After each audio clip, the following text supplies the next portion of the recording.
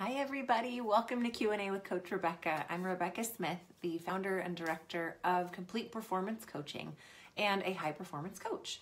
And what we do over here at Complete Performance Coaching is we line up coaches one-on-one to help young athletes get through fear, find their flow, and then automate peak performance mindsets and behavior.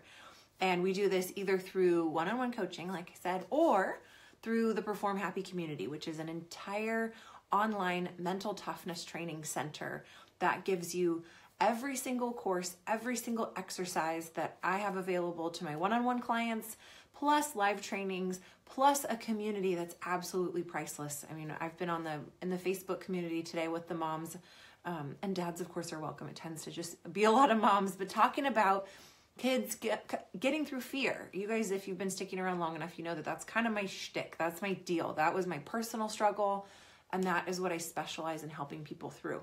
So I've been talking with lots of moms about getting through fear, especially in gymnastics in this competition season, because we're starting to see some really amazing results in the community. People are posting videos, and there are these kids who haven't, who have just had these horrible seasons so far, and are getting their skills back and are starting to perform well. And then of course we have some newcomers too who are still struggling. So I've got a couple questions from those moms that I'm gonna address today. And of course this is live if you're here with us on Facebook, on the Complete Performance Coaching Facebook page. It's our new time starting next week is gonna be Tuesdays at 4:30 Pacific. So if you wanna join us live so that you can actually chime in and participate, please find us here then, or you can always listen on the podcast. This gets moved onto the podcast, the Perform Happy with Rebecca Smith podcast. Okay, so here are our questions from members of the Perform Happy community. Our first one, she's had great news. Her daughter did her tumbling pass for the first time in a really long time. So this was a huge progress. We were all really, really thrilled for her. And so she reached out and she said, it was an amazing weekend for my girl. She's on a high. She's very confident and proud. Now, how do we keep her there? Because she's had this experience before where she got her skills back and then she lost them again. She got her skills back and then she lost them again. And then it's like every time you lose them, the hopeless factor comes in and kicks in stronger because you're like, oh my gosh, will I ever stop this cycle? Will I always be in this place where I have to worry about my skills going away randomly again? And anybody who's experienced a mental block like this gets it, whether it's in sport or in life or whatever. If fear just keeps coming into your life and taking over, you kind of become like sensitized, like, oh, am I going to get afraid again? So even if you're doing well, you're like, when's that other shoe going to drop? So my advice to this athlete, first of all, mom, good question, because a lot of people, they go and they start having success and then they forget how they got there. And that's natural. We humans aren't going to do work that isn't necessary unless we're in pain and we're struggling and we're like, I'm in fear and I'm miserable. Tell me what I have to do and I'll do it. And then they're like, I'm cool. I don't need to do that anymore. And then all of a sudden, like, things change and kind of go back. And then they're like, what? How did I get back here? So my first thing I want to mention to this mom is help her to remember what worked. And so a big theme of my answers today is going to be all about reflecting. I am a huge fan of reflecting and keeping a mental toughness journal. For people who have a specific skill that's, their one skill where they're really wanting to build confidence back, have a tumbling journal, have a bars journal, have a beam journal, whatever it is, have a journal where you go in and you're like, this was my progress today. This is what didn't go well today. This is what I learned. Because in any of my work, whether it's one-on-one or in the community, our job is to find patterns and clues.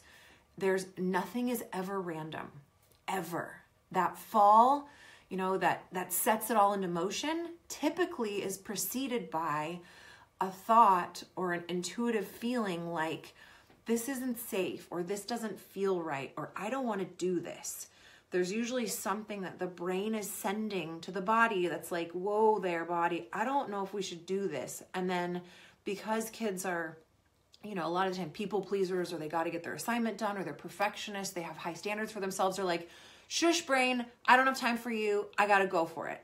And then they go and then their brain goes, ah, in the middle, and then they freeze up, they fall, they feel out of control, and then it's like, boom, right back in the beginning of the cycle. So what you want to be able to identify through finding these clues and patterns is, what does it feel like before I bail out? Like maybe even a couple of turns before, do I start to have this uneasiness creeping in that I just don't feel quite right, or I don't feel comfortable, or it feels awkward, or I'm tired, or I'm mad at my coach, or I'm distracted. It's different for everybody, but basically you want to just know your patterns. Okay, now if this girl has gotten through, has rebuilt her confidence on this scary skill for her, she knows her patterns. She knows her clues, and they're fresh in her mind because she just broke through it. She knows her solution. She knows how to get herself moving forward again. So she's got to be really on top of going, what works? What works for me? So now's the time to do some writing. Like, here's what works. Here's how I did that at that competition. This is what was on my mind. This is what I want to make sure to remember.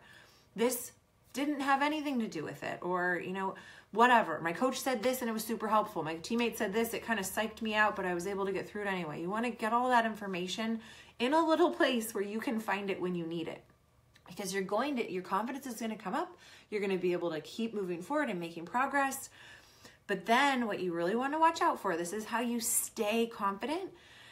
Watch out for those triggers. Watch out for, I'm tired, or I don't want to be here, or my ankle hurts, or any of those things that are going to leave you feeling less than in control.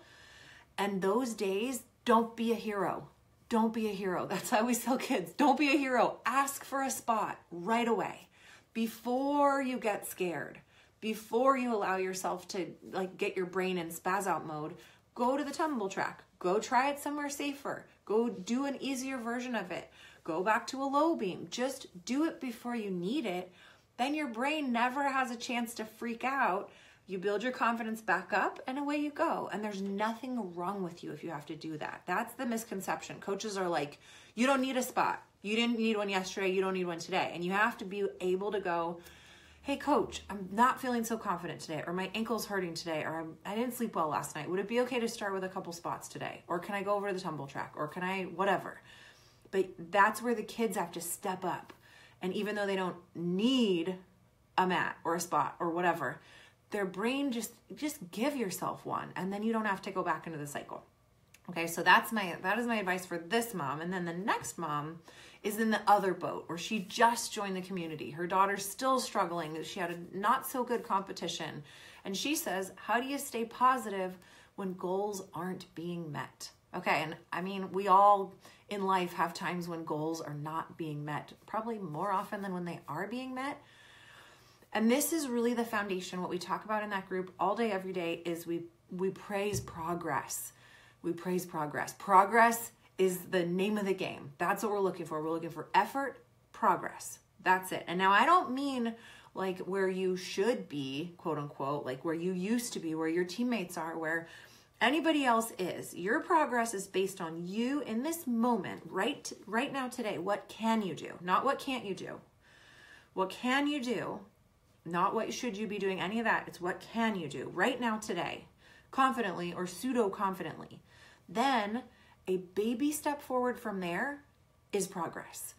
And what most people, especially perfectionists, high achievers, do is they compare themselves today to either past successes that are no longer happening, or future successes they feel like they should be having, or what other kids are doing, or what their coach expects of them. So even if they make that little jump of progress, they feel like they're failing. And that keeps them negative, because they're like, they have their starting point and they're making all these baby steps toward the finish line, but they feel like they're failing all the way there, which really beats down confidence, which confidence is the name of the game. Okay. My phone's ringing. That's the beauty of live. Okay, anyway, so you have to be building confidence slowly and praising yourself for it, which can be really hard for people who are not there yet. So don't compare yourself to other people, and moms and dads, don't ever compare her to other people. And now I don't mean that you're like, oh, well, she did really well today and you're doing horribly. I know you guys are not doing that. But even inadvertently, like see if you can not mention any other kids at all in the car ride home. Like, oh, she did a great job today. Like, ugh, stab to the heart. That's what the kid's gonna feel. You know, oh, it was really nice seeing so-and-so. And then they're like, oh, and she's doing so much better than me. Like, see if you can just not feed into any comparing at all, because that's gonna be a tendency that's really just not helpful. And then, you know, have your big goal of getting your steps, you know, like getting your skills back, taking those steps, and then just start walking. Just start walking on that path toward your goal. And every step you take gets a party. Every step, even if it's so stupid and you feel like that's the stupidest step and I shouldn't even have to take that step. Like, I'm telling you, party time, like so good. And then parents, you're like, yes, oh my gosh, you've been working so hard for that and you made progress today. I'm so happy. Let's go get ice cream. And the kid's like, are you nuts? I just did a back walk over on a low beam with 12 mats. And you're like, yes, and you could only do it with 57 mats yesterday. So let's party. You know, like be ridiculous. And even if they're rolling their eyes at you the whole time you're being positive, that's your job, you know, and they will. Because most of the kids I'm talking about are like 12. And when I was 12, I was the eye-rolling captain of the world and my mom could say nothing right. So just be positive no matter what. And then reflect. So just like I said for the first question, if things are going well, reflect. Pay attention. Write it down. What's working? If they're not going well, then you're still in the detective phase. You're still figuring out your clues and patterns.